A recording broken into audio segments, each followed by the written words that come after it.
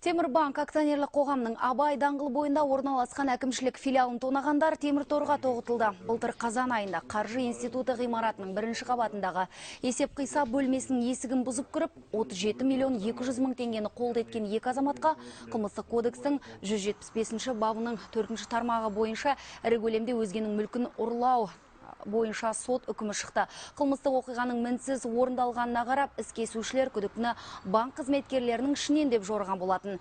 Тергеушілердің бұл жорамалы дұрыс болып шықты. Жедел қызмет өкілдері банктың қауіпсіздік қызметінің күдік туғызған 37 жастағы маман ұстады. Кейін анықталғандай, ол арам ойын жалғыз емес 32 жастағы танысымен бірге жүзеге асырған болып шықты. Ұрланған ақшаның жартысын олар өз қажетіне жұмсап үлгерген. Жартысы ақша тәркіленді, қылмыстық іс материалға тіркелген.